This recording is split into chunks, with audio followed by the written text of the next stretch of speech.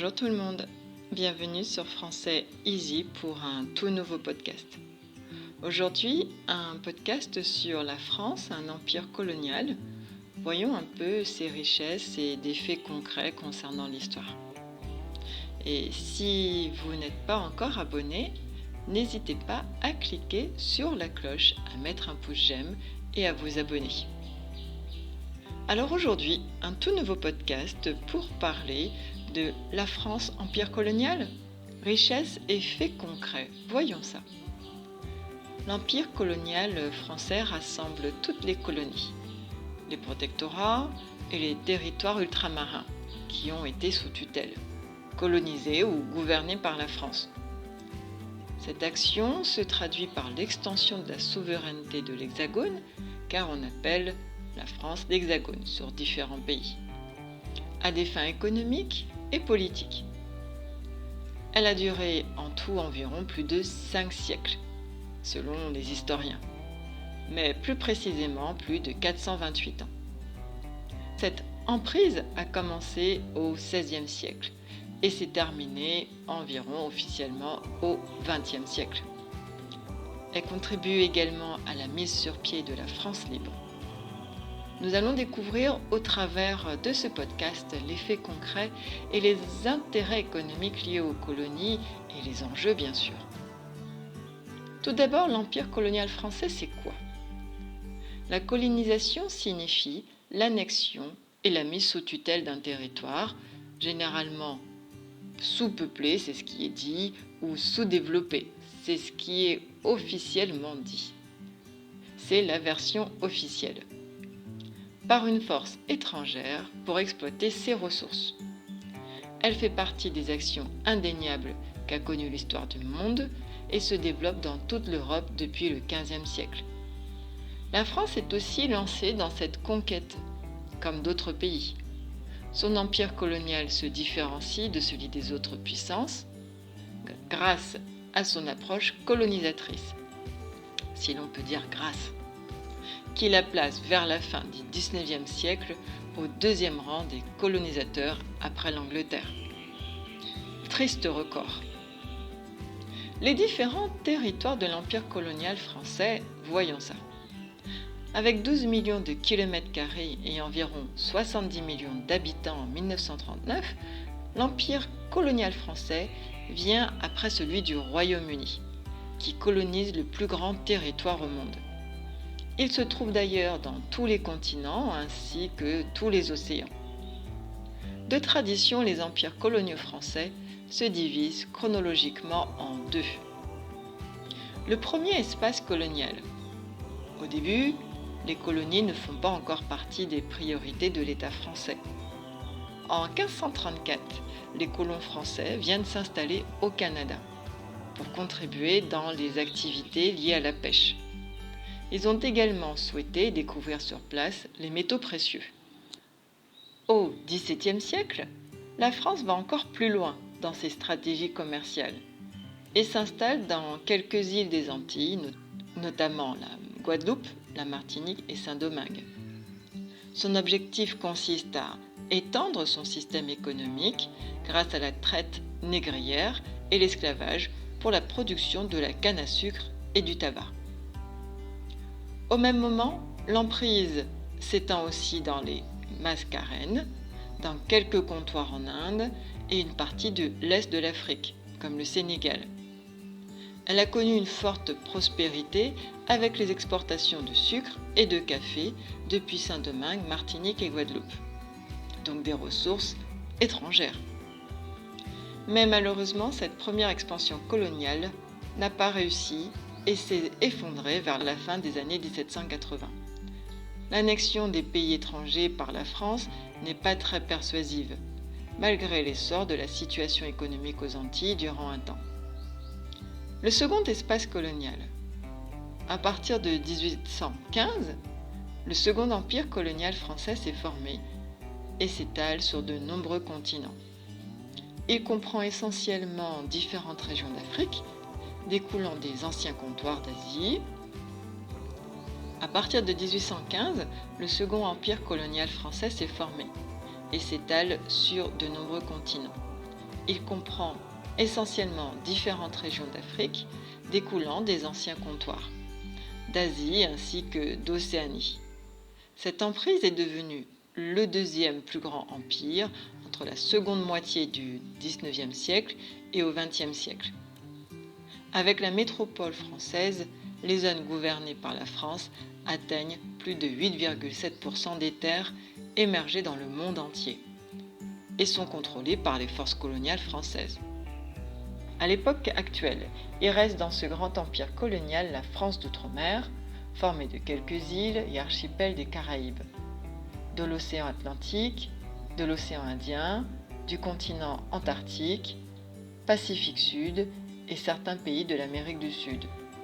En somme, cette puissance mondiale dispose de l'Algérie, le Maroc ainsi que la Tunisie en Afrique du Nord, l'Afrique équatoriale française, l'Afrique occidentale française, Madagascar, la Réunion, Saint-Paul, Crozet et les îles Kerguelen dans l'océan Indien, la Guyane française, la Guadeloupe, la Martinique, les Antilles et Saint-Pierre-et-Miquelon dans l'océan Atlantique et en Amérique, la Nouvelle-Calédonie, les Nouvelles-Hébrides, la Polynésie française, Wallis et Futuna dans l'Océanie, l'Indochine et des comptoirs commerciaux comme Pondichéry, Karikal, Mahé, Yanaon et Chandernagor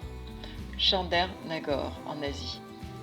Quelle que soit sa situation, chacun de ces territoires constitue une véritable source de matières premières et aussi de main-d'œuvre pour la France. Ceux-ci forment également un marché dédié aux produits métropolitains. Malgré leurs statuts différents, la France assure leur administration et développe l'éducation, l'alphabétisation, l'hygiène, etc. Ça, ce sont les avantages mis en avant par les colons. À noter que les droits des indigènes restent limités, ne l'oublions pas. Les formes d'administration. Les terres de conquête de la France sont gouvernées de différentes manières. Le protectorat est un régime selon lequel les territoires comme la Tunisie, le Maroc et le Cambodge sont mis sous tutelle de l'Hexagone, tout en conservant leur autonomie interne. Donc, le protectorat. Ceux-ci possèdent leur propre gouvernement et leurs propres institutions. Les pays sous l'empire colonial de France peuvent être complètement dominés, sur le plan politique, économique et culturel. Tous les postes à responsabilité reviennent ainsi aux fonctionnaires et aux militaires français. Ça perdure malheureusement. Dans certaines zones, la métropole impose la politique d'assimilation en faisant adopter sa langue, sa culture et ses valeurs aux indigènes, si on peut dire aux indigènes, je préférerais dire les locaux. Les origines du concept. L'approche de la France dans la conquête du monde reste confuse. Les dirigeants du pays ne privilégient même pas l'expansion coloniale. Il vaut mieux toutefois comprendre leurs arguments. Les colons français se considèrent au début comme des porteurs de missions éducatrices, salvatrices. Ils se chargent également de la diffusion de la religion catholique. Par-dessus tout, l'Hexagone met en avant ses intérêts économiques, commerciaux et diplomatiques, tout en certifiant sa grande puissance et son influence au niveau mondial. Depuis son échec en 1870, le gouvernement français souhaite restaurer la force du pays dans toute l'Europe. Créer un immense empire colonial est la seule solution afin d'y parvenir.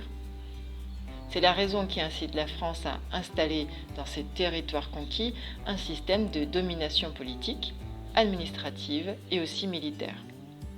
Il s'agit de la colonisation, tout simplement. Divers arguments sont mis en jeu.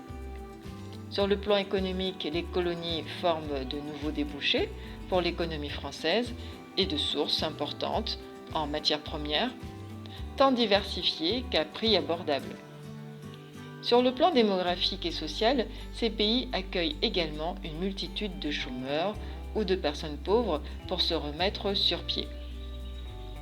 La France compte en plus éduquer les locaux, les natifs, en imposant sa langue comme dialecte officiel, en développant un programme d'alphabétisation, de scolarisation ce qui provoque ainsi parfois la disparition progressive des cultures locales traditionnelles.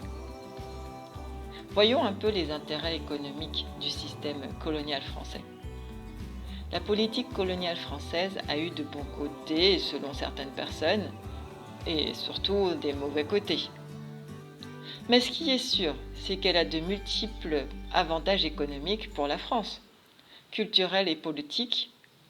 Les pays colonisés constituent un excellent moyen pour se ravitailler en matières premières que la France ne possède pas, notamment le coton, le café, le cacao, etc. Utilisées dans les industries françaises, ce sont des matières premières nécessaires. Sans compter la possibilité de faire exporter l'excédent dans d'autres pays. La France vend par la suite ses produits dans les colonies. Le commerce colonial paraît comme un facteur très efficace pour apporter une bonne vitalité de l'économie et enrichir la nation. Le colonisateur peut aussi exploiter les richesses du sous-sol, telles que les mines d'or. Les capitaux investis ont gagné plus d'intérêt. En étendant son empire dans différents pays, la métropole permet en plus de manifester sa puissance vis-à-vis de ses voisins. En fait, plusieurs autres pays européens comme le Royaume-Uni et l'Allemagne s'impliquent aussi dans la colonisation et possèdent leur empire. N'oublions pas. La concurrence s'impose pour la course aux colonies. Dans le domaine culturel, la France apporte également sa culture en apprenant la langue de Molière, la religion catholique, ainsi que ses idées. Il s'agit entre autres du paternalisme et de l'impérialisme. J'espère que tu as apprécié ce podcast.